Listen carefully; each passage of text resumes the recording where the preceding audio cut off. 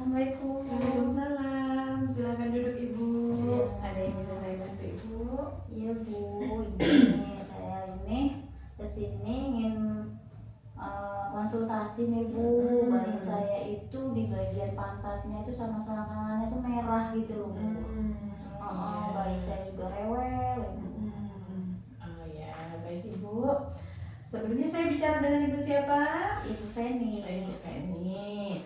Anak keberapa ini Bu? Anak pertama. Anak pertama ya.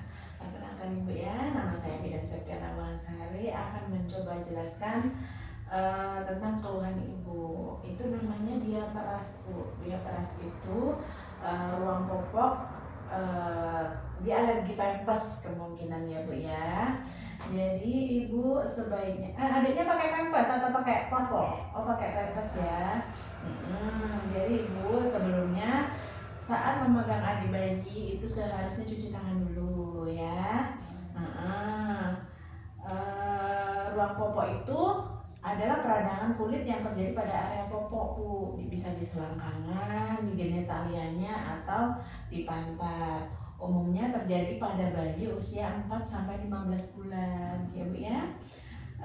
Adapun penyebab ruang popok tadi Bu, kebersihan yang kurang terjaga, sering buang air kecil atau sering buang air besar, bayi sedang mengonsumsi antibiotik atau ibunya yang lagi mengonsumsi antibiotik ya Bu ya. Tanda-tandanya itu kemerahan di kulit Bu, di kulit selangkangan, di genitalianya dan di pantat juga bisa ya Bu ya. Cara pencegahannya, Ibu harus sesering mungkin ganti popoknya per 2 jam ya Bu ya. Hindari penggunaan tisu basah. Jadi tisu basah itu nggak boleh buat membilas. Jadi harus pakai air hangat ya Bu ya, pakai kain, pakai air hangat. Terus dilap yang bersih sampai kering baru dipakein popok lagi ya Bu ya. Hindari popok yang terlalu kencang. Jadi ukuran sama berat badan adik disesuaikan ya Bu ya. Tidak menggunakan baby oil ya Bu ya. Baby oil itu nggak boleh digunakan buat mencegah lembab, justru itu membuat lembab ya Bu ya.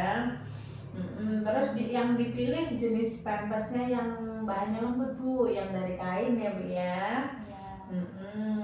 Pokoknya sesering mungkin mengganti popok adiknya. Terus kalau ada keluhan yang lebih lanjut, misalnya makin parah, sebaiknya Ibu bawa ke tenaga kesehatan ya Bu ya.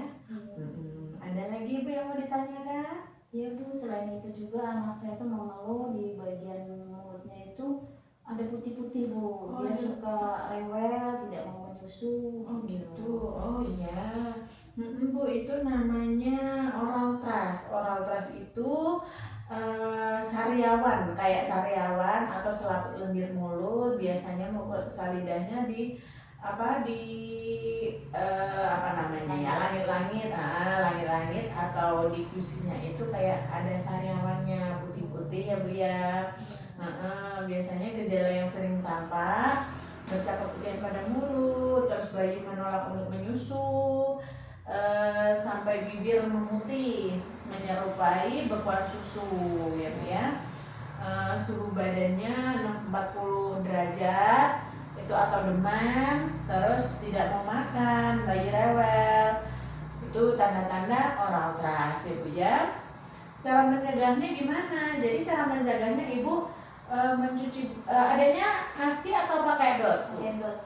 Pakai dot. Jadi pencegahannya cara mencuci botol dan dot itu harus direbus ya Bu ya.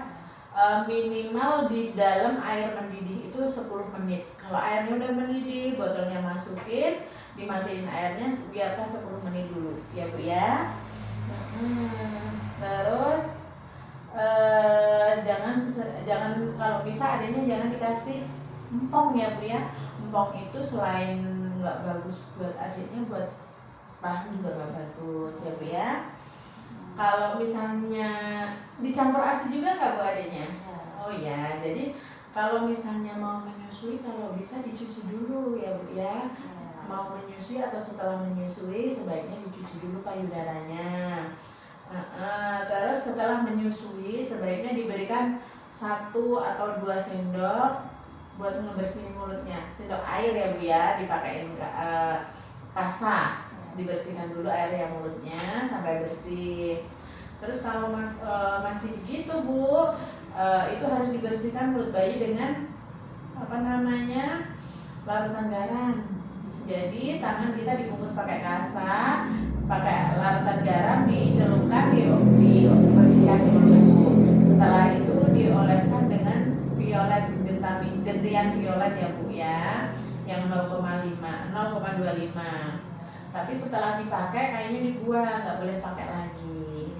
Kalau misalnya ibu udah berusaha seperti itu tapi keluhannya masih berlanjut dan makin parah, segera bawa ke dokter ya Bu ya. Baik, Bu.